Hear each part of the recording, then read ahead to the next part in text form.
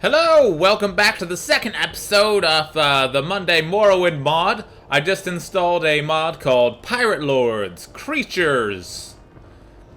It's by a guy named Piratelord. It seems to have worked a bit too well. It's supposed to add more and a greater variety of enemy monsters to the game.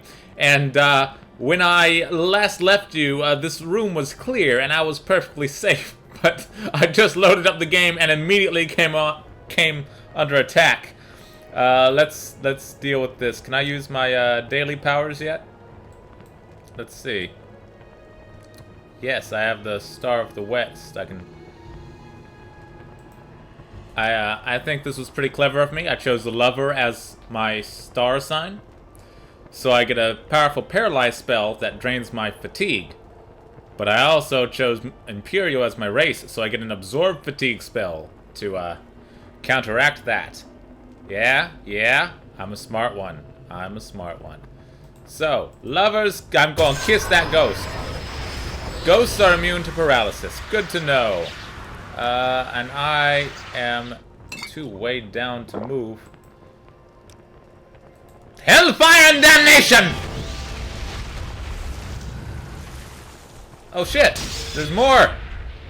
Oh god. Okay, let's see. Let's fortify my health. And several attributes. Since my fatigue is now gone, let's take it from this guy. I do not want to get a disease from him. Shit! Okay. I think I'm gonna hightail it out of here. Run! Run for your miserable little lives! I should mention that I am playing with the difficulty turned a little bit up as well. That makes me feel a little better about running away.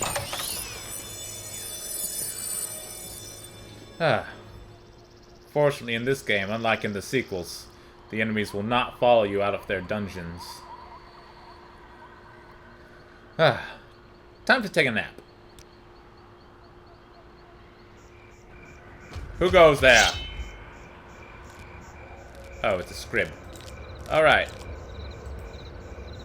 I am properly healed, but now I cannot move. It's dark out here, and I don't want to, like, frustrate you people with hardly being able to see what's going on. So I'm gonna wait till daytime. 3, 4, 5, 6 a.m. That should be sunrise, since there are no seasons in Morrowind. The sun will always come out at exactly 6 a.m. And time to get crunk.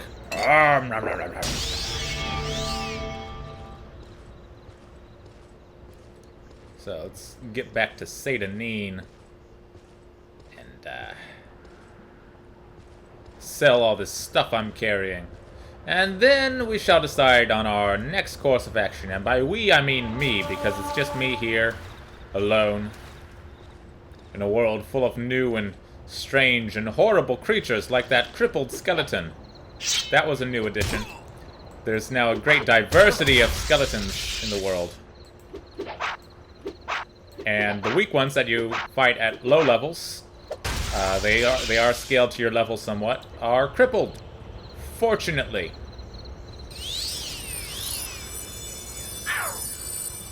Who's that? Oh shit! You are quite large! This is another feature of Piratelord's Creatures mod. This is one I've played before. I've actually played this mod quite extensively. Animals come in varying sizes. And the mud crabs have a lot of varying sizes.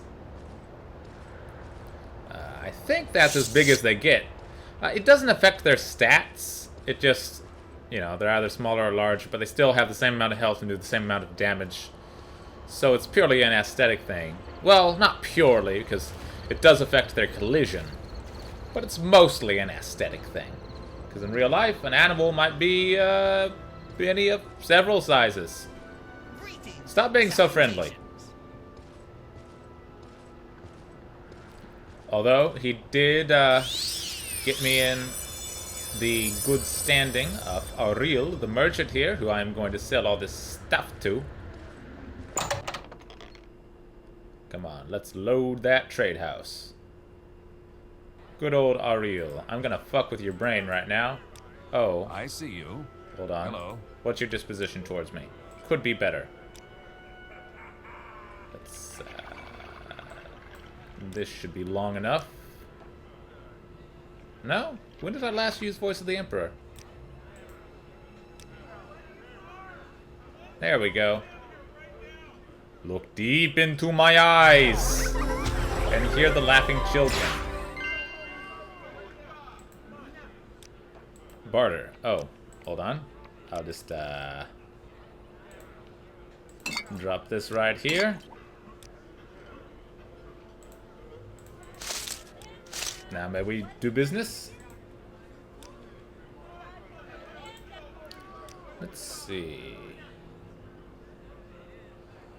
Sell you all the weapons I don't need. I might want throwing stars. But extra sabers, I don't care about that. They're very heavy. I don't think I'm ever going to use Nucius's Cursed Ring. So I'll go ahead and sell you that.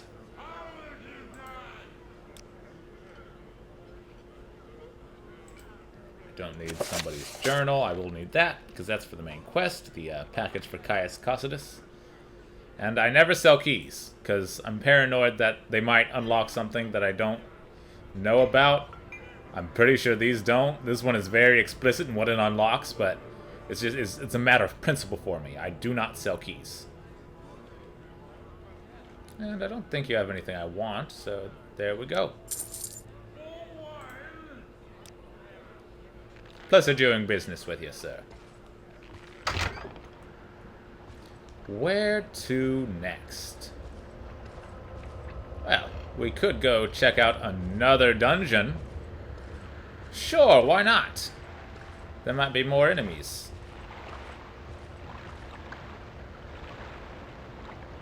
Actually, what I ought to do... All the dungeons around here are ancestral tombs, so they'll pretty much have the same undead enemies over and over. So I am just going to walk to Balmora to start up the main quest. That is what I will do. Which way do I want to go? There's two routes. I could follow the path up this way, which is a more direct route, but there might be more monsters. Or I could pass through Pelagiad, a nice place to rest up and resupply, and continue this way through a much more peaceful area. Monsters it is! Ha ha! The sign doesn't even say this leads to Balmora, but it totally does. And since I've already been through this swamp area, I might as well use those scrolls of Icarian flight that I pulled off Tarheel's body. Let's go! Yay! I believe I can fly. I believe I can touch the sky. So there's a trick to using the... Oh, I fucked up.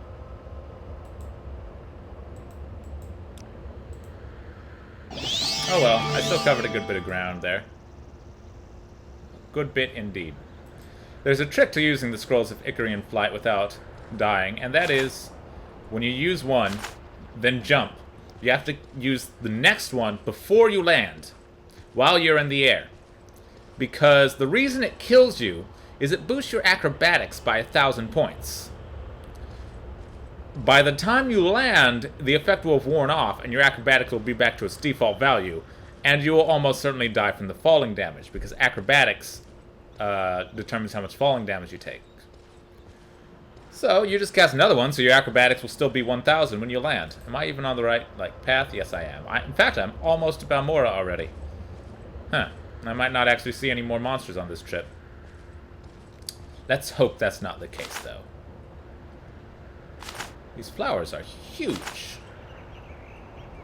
They're normally that big, or is that a mod? I don't even know. I should mention, at this point, I also have another mod installed, which I didn't mention in the last episode because it's so minor, but it's called Murderous Dreams. It affects the behavior of the Dark Brotherhood assassins that come after you, added by the Tribunal expansion. They will not attack until later in the game. I have to, either I have to reach level 10, or I have to reach level 5, and also have a reputation rating of at least 5. So we won't be bothered by them for quite a while yet, which is good, because I really do not like the random assassin attacks at the very beginning of the game. It's ridiculous. Because when you find out why they were attacking you, there's no the reason doesn't make any sense if you only just arrived in Morrowind and haven't actually done anything or become famous yet. I tried to put that away with no spoilers. And on the Xbox version, they don't attack you until you reach level 7, which is a little more reasonable. But for some reason, that's not the case with the PC version by default. And it also sucks to be attacked by them at the beginning of the game, because if you manage to kill them and don't just die over and over again, then you will immediately have some of the most powerful light armor in the game, which doesn't seem like very good design. I hear a creature. Oh, it's just a scrib. Oh, shit! Hostile scrib! Kill it! Well, that's new. I didn't think they'd attack me.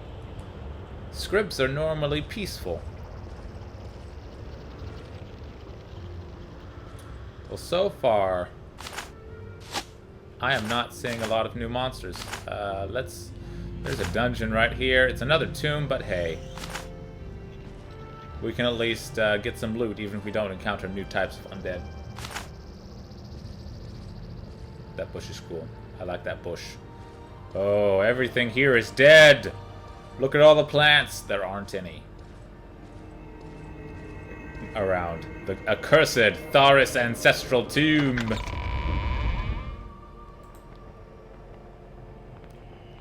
And the Lord said, "Let there be light."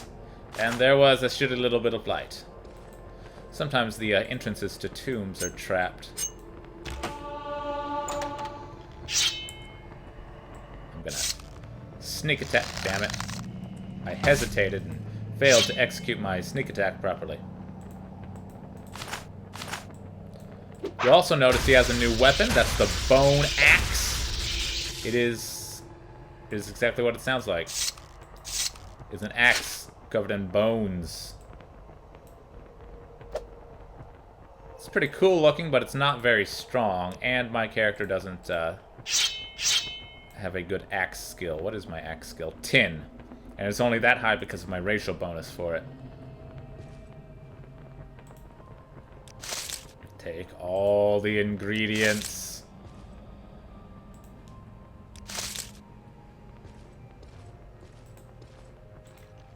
And we'll make sure this is not trapped. It is not. Aha! I'll definitely sneak up on you. Hehehe, I won't know what hit him. There we go. I don't think I actually got the sneak attack bonus from that, though. Bone Club is ready!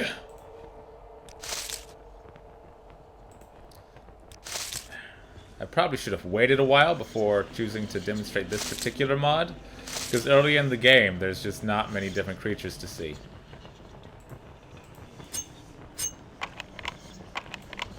Ah, thought you could... Oh. That's too bad.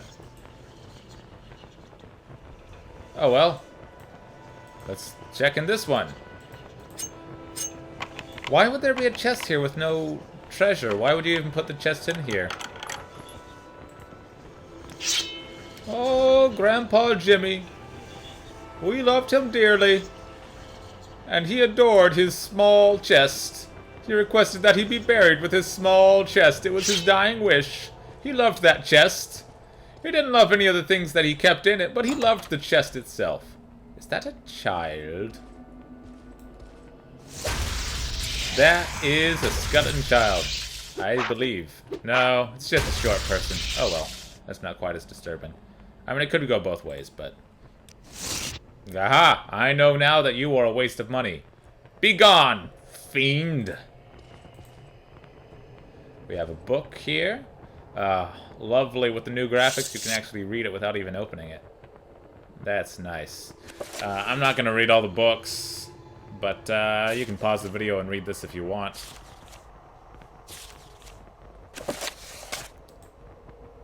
Let's see. I'm over encumbered now. Time to get drunk.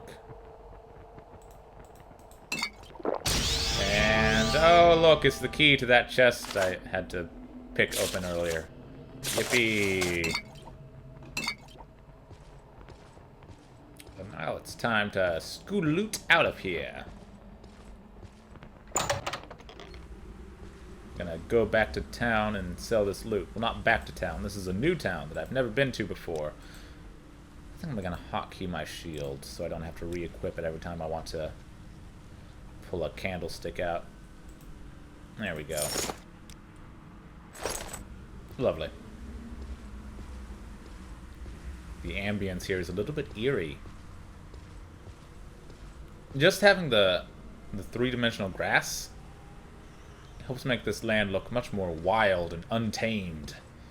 I like it. My health is low, but I don't want to rest because I'm only able to run because of the Motzi's effect on my strength. So I'm just going to heal myself as I go.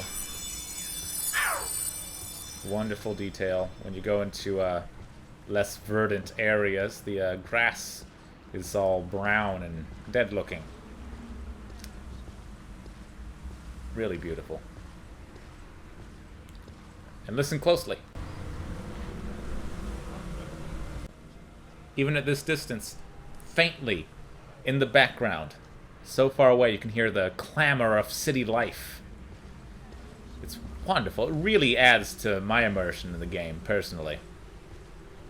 Although having to point it out kind of detracts from it.